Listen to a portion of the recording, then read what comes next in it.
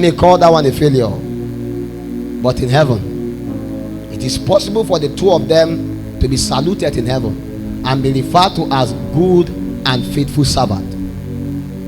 Why? Because the necessity of the kind of the peculiarity of the calling upon the other guy does not require him to have a private jet, does not even require him to have a Maybach, does not even require him to have a Range Rover Sport. He requires him to only have a bicycle. And that guy had a bicycle because the road to all the villages is going to does not, car can go, plane can land.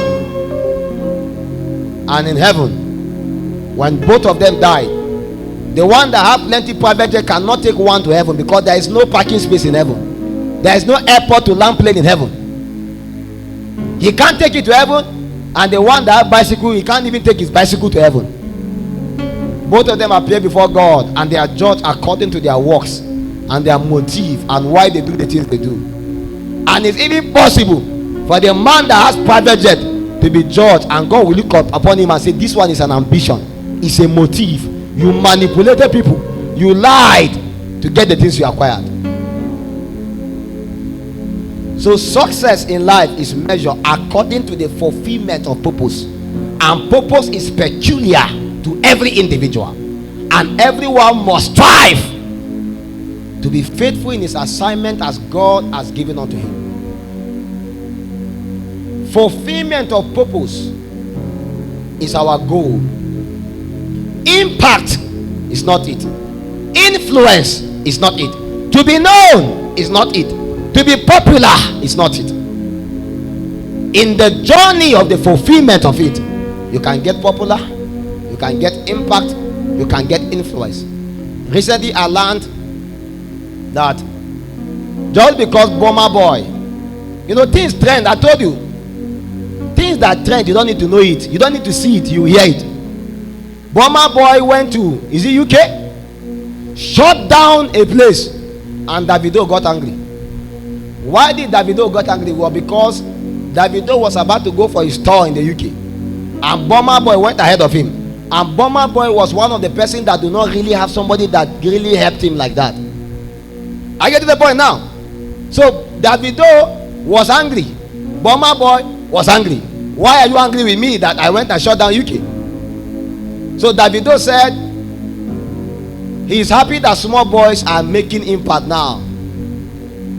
And Burna boy replied him. He said, when you cannot play football and your father see that you cannot play football, your father got angry and bought the club. He now make you the captain of the club. That doesn't mean you can play football. Davido was so angry. You can't understand this parable.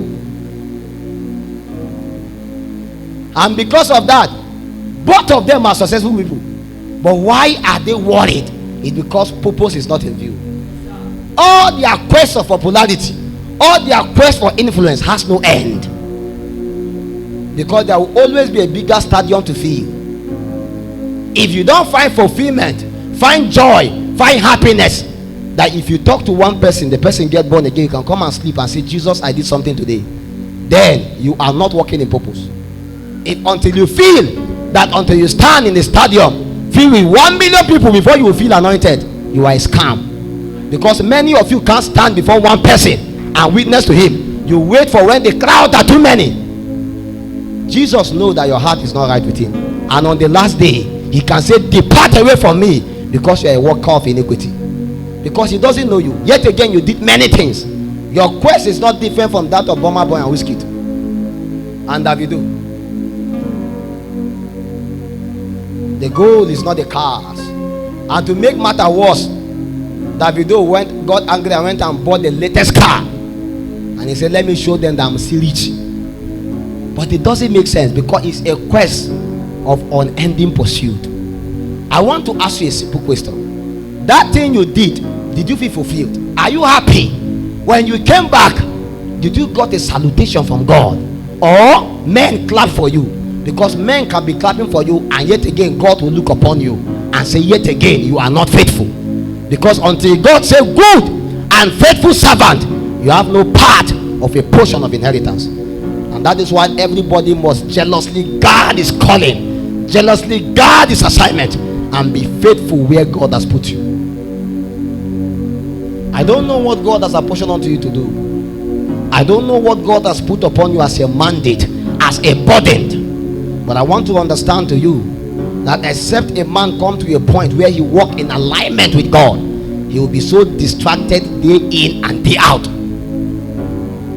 Go with me to the book of Psalms 47.